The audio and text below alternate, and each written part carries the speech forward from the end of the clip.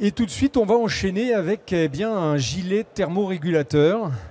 Je vois que tout est prêt, donc c'est bien, on peut y aller. Le micro est là, on y va. Oui. Alors, effectivement, bonjour à tous. Donc, en fait, je vais vous présenter un peu plus qu'un gilet thermorégulateur. C'est un petit peu le concept qu'on essaye de développer au sein, effectivement, d'Aix-Marseille Université et Carnot Star. Sur comment la recherche et le développement sur le sport de haut niveau nous permet aussi d'aller sur la santé, le sport pour tous. Voilà, donc c'est un petit peu l'objectif. Et je vais prendre le cas, un petit peu effectivement, le cas particulier de ce gilet thermorégulant que l'on a construit pour le haut niveau et qui maintenant a plein d'autres applications. Donc, avant de parler de tout ça, en fait, aujourd'hui, le laboratoire qui travaille là-dessus, c'est le laboratoire Hype Human Lab. Je suis allé trop vite. Il a cliqué 2 fois. Voilà. C'est bon. Donc c'est un laboratoire dont l'objectif, toujours pas. Voilà, si ça bouge pas. Donc en fait, l'intérêt de ce laboratoire, quand il s'est construit, c'était d'essayer de regrouper le maximum de compétences universitaires autour de l'objet sport. Ça veut dire qu'effectivement, c'est un laboratoire qui travaille donc sur plein d'axes, dont vous voyez l'axe ici qui était la haute performance, et qui permet d'aller chercher sur les autres corps du sport, c'est-à-dire le sport santé, hein, que ce soit sur les maladies métaboliques, le cancer, les troubles musculo-squelettiques ou le vieillissement. Hein.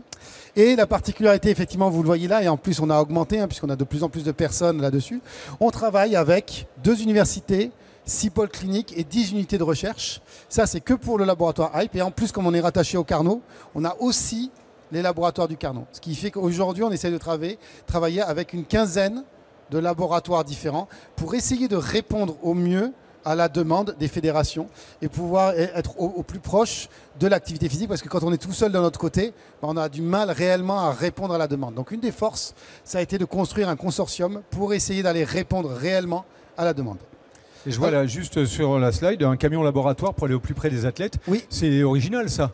Oui, c'est original. En fait, c'est pas que pour aller sur les athlètes, ce sera aussi pour aller sur les autres personnes. Mais en fait, on se rend compte qu'une des limites de la recherche, c'est d'aller auprès du public.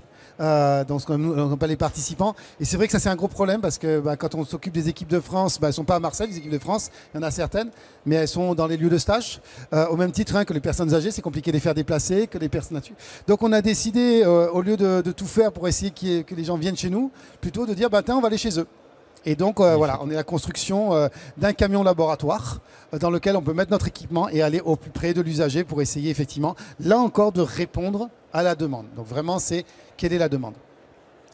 Donc, si je reprends un petit peu l'historique de ce qui se passe et de comment on construit, nous, notre offre, quand on regarde, et là, on va partir avec la Fédération française de voile, à la base, quand les fédérations viennent nous demander, elles ne viennent pas nous demander de la recherche. La recherche, pour eux, c'est abstrait, c'est loin dans le temps. Comme je dis souvent, hein, les chercheurs, ils veulent plus de questions pour demain. Les entraîneurs, ils veulent plus de réponses pour hier. Donc, ce n'est pas compatible. Donc, c'était plutôt leur proposer non pas de la recherche, mais de l'expertise. Parce qu'effectivement, par contre, nous, dans les universités, on oublie qu'on peut être centre d'expertise. Et donc, qu'est-ce qui se passe? On fait d'expertise, mais comme forcément le haut niveau nous en demande plus, on leur explique que pour faire plus, il faut qu'on fasse des études. Parce que si on ne fait pas de recherche, on ne peut pas améliorer notre expertise. Et on joue comme ça au domino, et puis on va progressivement sur un exercice simple jusqu'à avoir des problématiques. Et puis quand on est personne ressources en entrée, qu'est-ce qui se passe? Ils nous disent, on doit aller faire les Jeux à Tokyo. Et à Tokyo, il fait chaud et humide. Et nos athlètes, on a peur qu'ils fassent un coup de chaleur, qu'ils soient contre-performants.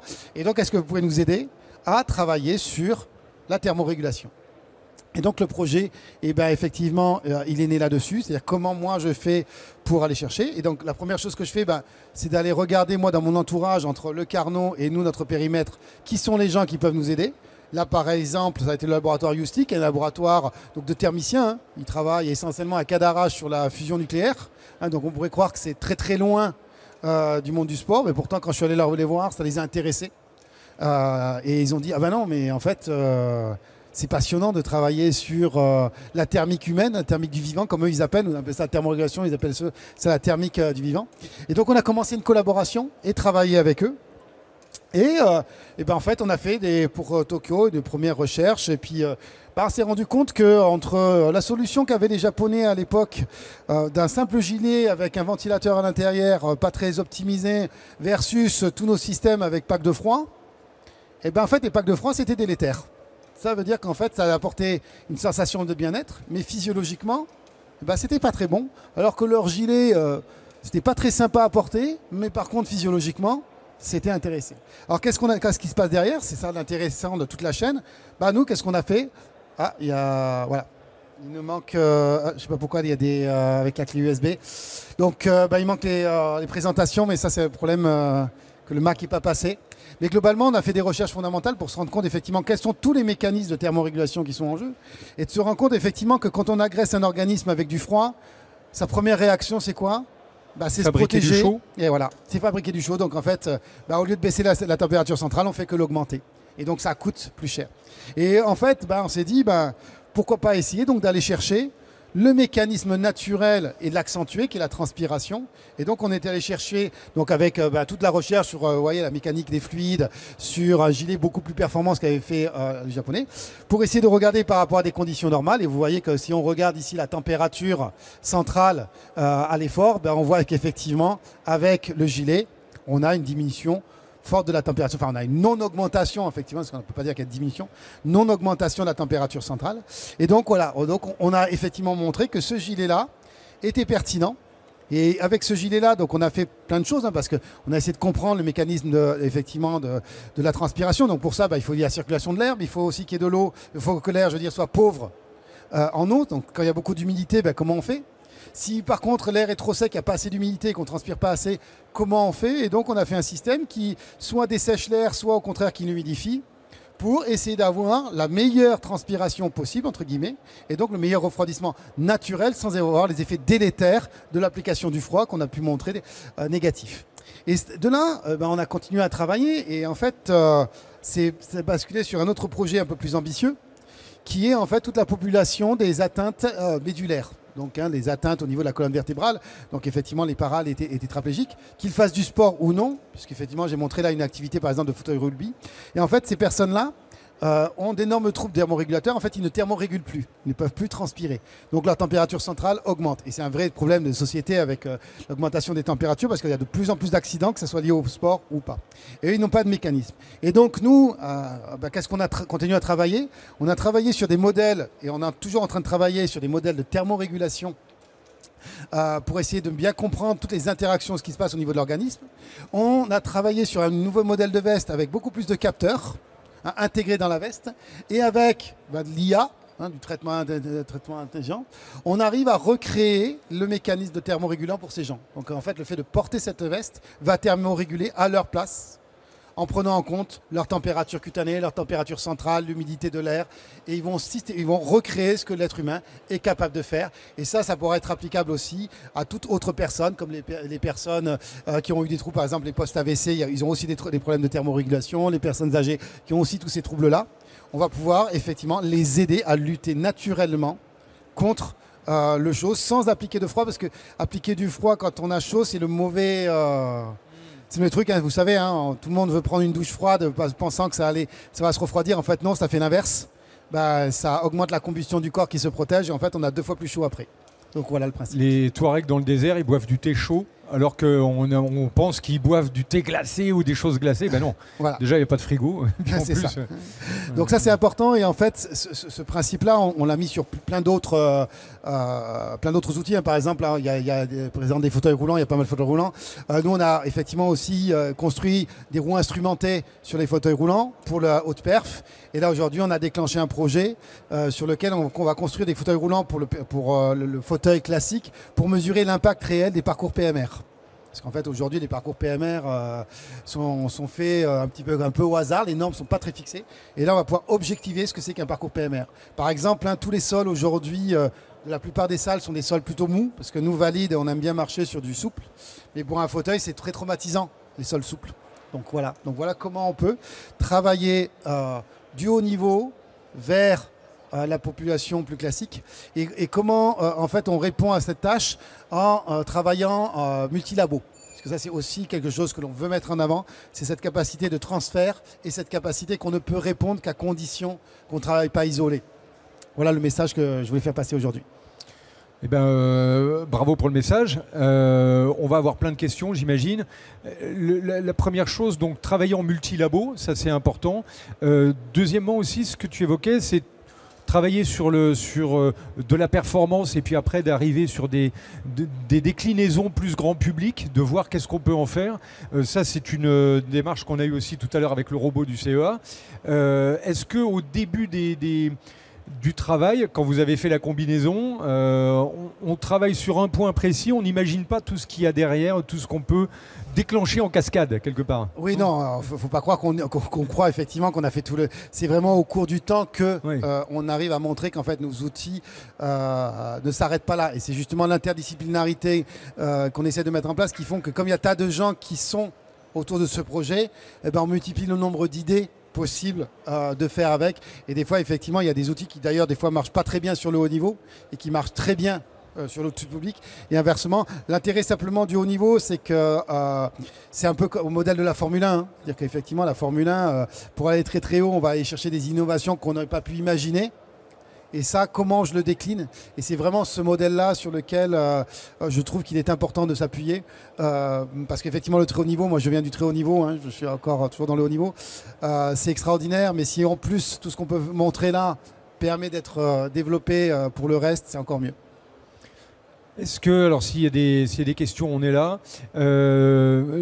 Est-ce que justement le vêtement thermorégulateur, avec les chaleurs, les canicules qui reviennent, est-ce que j'imagine que c'est un secteur d'avenir, c'est quelque chose de très sensible aujourd'hui?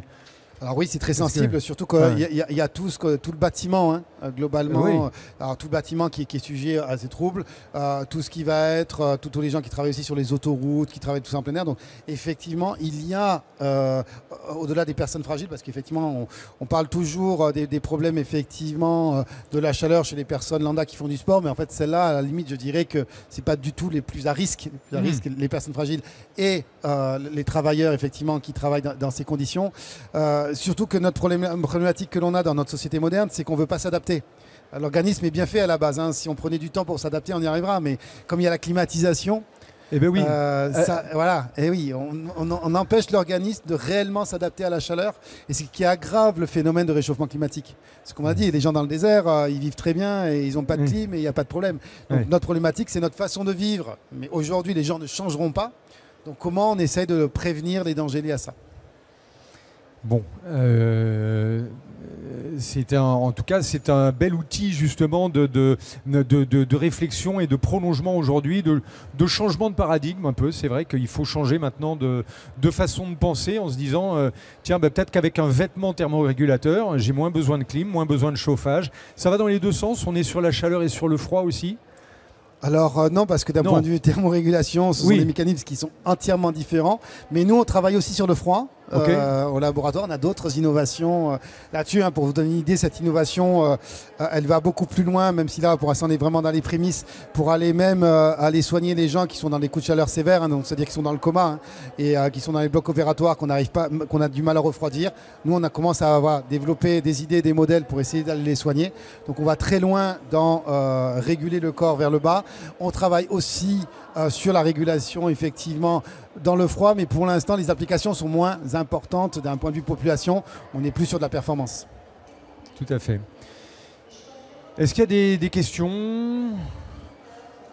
Bon, et alors peut-être on peut parler, ça m'intéressait de savoir, on a vu, il y a 6 pôles, il y a 6 pôles, il y a deux universités, et après il y a 16 laboratoires du Carnot. Comment on chapeaute comme ça un projet? Est-ce qu'on a un chef d'équipe, un chef de projet? Comment ça s'articule justement? Parce que c'est un vrai sujet quand on est dans l'industrie ici, de faire collaborer plein de gens, des structures totalement différentes, qui n'ont pas les mêmes organisations, pas les mêmes hiérarchies. Comment on fait? Alors c'est pas facile, heureusement j'ai été entraîneur de handball en pro pendant des années, ça m'a aidé à comprendre comment manager. Donc effectivement ça demande de l'énergie, parce qu'effectivement quand tu as un projet c'est rare que ça vit tout seul, hein. Un projet il faut le faire vivre, et pour le faire vivre la première chose qu'on doit faire c'est donner de l'énergie, c'est l'énergie d'un système. Après ce qui est intéressant c'est que quand vous amorcez, que vous mettez de l'énergie dans un système et que chaque personne qui est dans le projet, il trouve un intérêt, il trouve vraiment s'y reconnaît et récolte du fruit là-dedans, et ben les gens ils adhèrent, et quand ils adhèrent en fait ils remettent de l'énergie dans le système et on y arrive. C'est l'amorçage qui est compliqué. C'est-à-dire qu'une fois qu'on a bien réussi à amorcer et qu'on entretient ce système-là et qu'on rend à tout le monde l'énergie qu'il donne, le système il avance. Donc effectivement, alors on ne peut pas manager, c'est pas un management descendant, hein. On a affaire à des chercheurs, mais les chercheurs ça se manage comme des athlètes de haut niveau, c'est-à-dire que c'est les meilleurs dans leur discipline. Donc on ne peut pas aller leur expliquer, on ne peut pas dire à Teddy Riner, non tu ne sais pas faire du judo, tu vas m'écouter. Non, c'est pas possible. Un chercheur c'est pareil. Donc en fait il y a beaucoup de similitudes dans le management des athlètes de haut niveau, des chercheurs. Donc c'est pas comme ça qu'on rentre dans, dans un projet. On le voit avec Didier Deschamps, qui est quand même l'archétype du gars très humble, qui est très, qui a une façon d'aborder comme ça des joueurs qui ont tous des personnalités incroyables. Et j'imagine que dans ce type de projet, il faut être aussi avec une grande écoute, beaucoup de bienveillance, beaucoup d'approches très psychologiques. Tout à fait, il faut beaucoup d'écoute, effectivement. Il faut être capable que les gens s'écoutent. Parce qu'effectivement, souvent dans un projet, c'est comment les gens, eux, s'écoutent entre eux et arriver à synthétiser et à leur donner un chemin dans lequel ils vont s'y retrouver. C'est comme quand vous managez une équipe, c'est-à-dire vous avez un projet de jeu pour aller battre l'adversaire. Ce projet de jeu, si votre rôle en tant qu'entraîneur, c'est d'avoir l'adhésion de vos athlètes sur ce projet de jeu. S'ils n'ont pas l'adhésion, votre projet de jeu, il peut être excellent, il ne marchera pas. D'ailleurs, on dit toujours, vaut mieux un mauvais projet de jeu, tout le monde croit, qu'un bon projet de jeu, quelques personnes ne croient. Donc ce qui est important, c'est que les gens arrivent à adhérer. Et si vous avez l'adhérence et que vous leur rendez l'appareil, parce que souvent des fois on veut tout prendre pour nous, non, c'est vraiment collaboratif, il faut redonner. Et si on arrive ça, et ben effectivement là, qu'est-ce qui se passe? Et ben la mayonnaise elle a pris, hein, comme on dit régulièrement dans le jargon, et ça permet effectivement d'avoir des réels projets interdisciplinaires avec des champs qui peuvent être des fois très très très éloignés, hein. Là bon, vous voyez, on travaille avec des thermiciens qui ont l'habitude de travailler sur la fusion nucléaire, hein. C'est quand même très loin de faire du gilet pour le voileux. On travaille avec sur un laser aquatique avec un laboratoire de photonique qui travaille sur le photon, et nous on leur demande de faire un laser chronométrage dans l'eau. Mais en fait ces gens, quand on leur donne du sens et qu'on leur ouvre effectivement un intérêt, un chercheur il faut essayer d'aller l'intéresser, c'est-à-dire intellectuellement. Donc voilà un petit peu comment on essaie de manager. Mais ça demande de l'énergie à la base.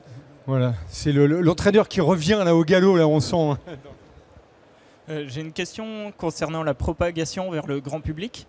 Une fois que ce gilet ou un autre dispositif est adapté pour du très haut niveau, comment est-ce que c'est répandu? Est-ce que vous essayez de trouver une entreprise du secteur qui pourrait la mettre dans le marché? Est-ce que c'est au contraire des entreprises qui viennent vous voir en disant bah, ça vous l'avez développé, nous ça peut enrichir notre gamme? Ou comment ça se passe? Alors, il n'y a pas une méthode, il y en a plusieurs.